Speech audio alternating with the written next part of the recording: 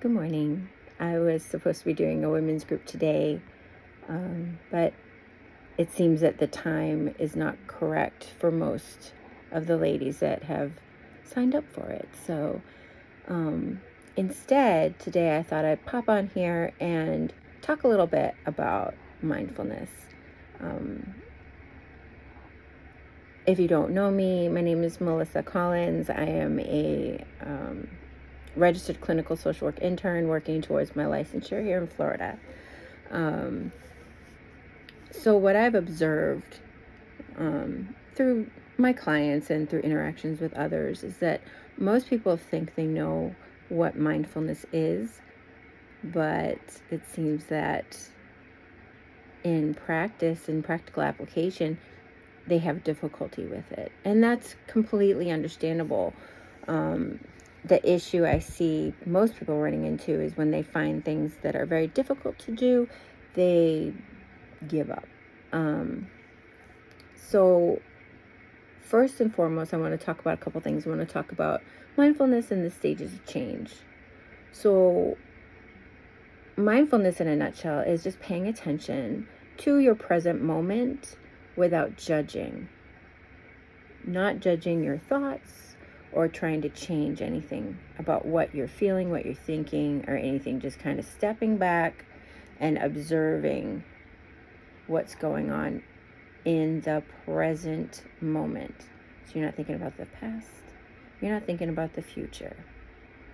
You're not thinking about what you did earlier that day or what you're about to do. It's just this moment. And when you're doing that, you are observing your thoughts, your feelings, and sensations in your body without getting caught up in the thoughts that you're having or the sensations you're feeling or your emotions and feelings that you're feeling. You're just observing them. So the key elements for mindfulness, let me put this here so I don't have to hold it. Okay. All right. So the key elements for this is awareness and acceptance. So when we're talking about awareness, it's just kind of noticing. Keeping those things in mind, the feelings, thoughts, and sensation as they're happening. So the goal is not to stop thinking or stop feeling or anything like that. It's to become aware of your experience rather than getting lost and caught up in it. And then the other element of acceptance, that one's a little tricky because you have to notice your experiences without judging or trying to change it. Many of us may feel like they have difficulty with this because they are often critical of themselves. And I find that most people have a pretty negative inner narrative toward themselves when it comes to their thoughts, their actions, what they're doing. Like, why did I do that? That was so dumb. That kind of stuff. And we're not talking very nicely to ourselves. So, for example, if you notice a feeling of anxiety or depression or a thought that you don't like, you want to simply state to yourself, I notice that I'm feeling anxious. I'm noticing that I'm feeling a little down. Or I notice that I feel tightness in my shoulders. And that's it. You're not trying to change it. Sounds a little odd. Why would you do this? Okay, so the benefits. So the benefits of practicing mindfulness without judging ourselves or saying mean things to ourselves is to decrease. You actually will decrease depression and anxiety, improve your memory and focus, improve your resilience to stress. You'll have greater satisfaction in relationships because you're living in the moment. Less overthinking and stressing, and improved ability to manage your emotions. Now, for most people, those are things that they may be struggling with, or maybe you feel like you're a pro. Either way, mindfulness seems to be the key to becoming aware of the things that are bothering us in our inner world, because every one of us has an inner world. So there's different practices, different ways that you can do mindfulness. The ones that there's mindfulness meditations, there's mindfulness walks, there's body scans, and then there's the 5 senses. And that's usually the ones that I start people out with when they're trying to be mindful. So you're simply paying attention to each one of your senses, one after the other, noticing 5 things you can see, 4 things you can feel, 3 things you can hear, 2 things you can smell, and 1 thing you can taste. Now, how I try to do that is you can pick anything. You can say, I want to notice 5 things of my favorite color. I want to notice 5 things that make me feel happy. Whatever works for you in what you're seeing, great. 4 things you can feel. And that means the sensations in your body through the texture of your skin. And I'm not saying you're going to go out and touch things. I mean, like for now, I noticed that the feeling of my feet in my shoes. I noticed the feeling of the hardness of the floor underneath my shoes. I notice the way my bottom feels on the couch, that the couch is nice and comfy and I feel very comfortable. And I notice the softness of my sweater on my skin. So that's 4 things. Very simple. And you can pick whatever you want. 3 things you can hear. Pretty simple, but you want to be still for a moment and really listen. Like, for example, I can hear this sound machine outside. It sounds like water running and trickling down a stream. I can hear the soft snores of my therapy dog sitting next to me. And I can hear the sound of my own voice. So that's 3 things I can hear. 2 things you can smell is pretty obvious. Sometimes if you can't smell anything, you might want to rattle off different things that you find pleasant. Like, I love the smell of freshly cut grass. And I love the smell of freshly baked cookies. And then 1 thing you can taste. Sometimes you're tasting, if it's in the morning, you might taste your toothpaste, or you might taste, the coffee that you drank. Or it could just be the taste of your own mouth, or it could be something that you like to taste. You could name something that is your favorite. So that's an easy way to start off with mindfulness. And it's no judgment at all.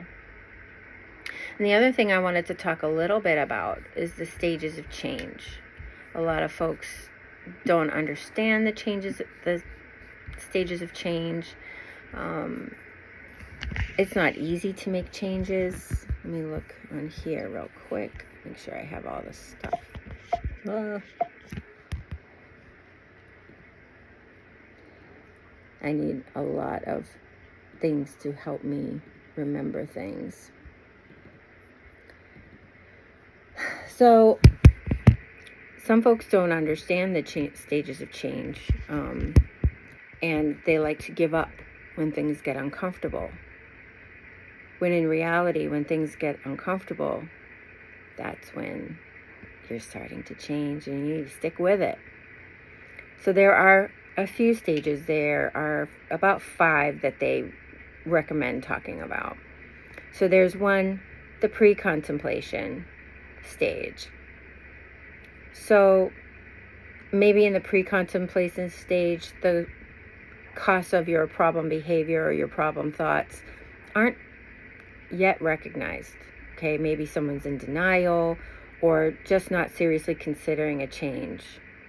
Maybe they've made previous attempts to change, but have since given up. The second stage, of course, is contemplation. Maybe the person is feeling a little bit ambivalent to change. Maybe they see some reasons for their behaviors or their feelings, but they're still hesitant, and maybe their problem issues still continue. Then there's the third, which is preparation. So the individual has decided to change their behavior, their feelings, their thought patterns, whatever they're wanting to change. And they begin to think about how to do it. And during that stage, you begin to make minor changes to support your goals.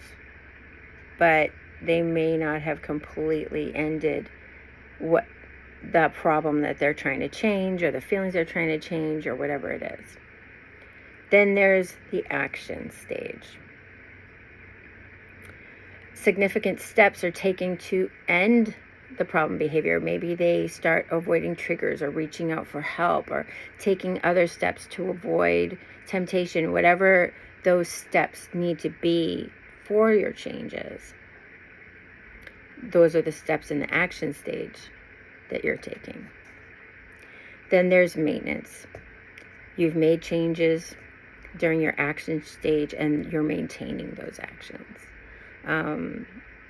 You may be continuing to face challenges, but at this point in change, you've successfully changed something that you wanted to change for a significant period of time. And then, of course, there's relapse, which happens a lot, okay? When you're trying to change something about yourself that has been with you for a long time, whether it's an addiction, or thought pattern processes, or behaviors you're not really happy with, like bad habits. Sometimes you find yourself doing the same thing that you didn't want to do before. And that can happen during any of the stages of change. Not everybody's going to experience relapse, but it's always a risk. And a lot of people get frustrated in relapse, and they give up. I can never do this, yada, yada, yada. And what I want to leave you with is that you don't really fail until you give up. And that fail is actually your first attempt in learning. So, in that spirit, I want you all to take encouragement that failures are opportunities for you to learn. And even if you fail again, learn again and fail better the next time. And the more you improve, the more that you are learning about yourself and learning about the changes you want to make, and whether they're sustainable or not, or maybe you need to make a little bit of tweaking to it. But as long as you're still striving for your goal, you're never going to truly fail. And remember that I believe in you, that you are enough,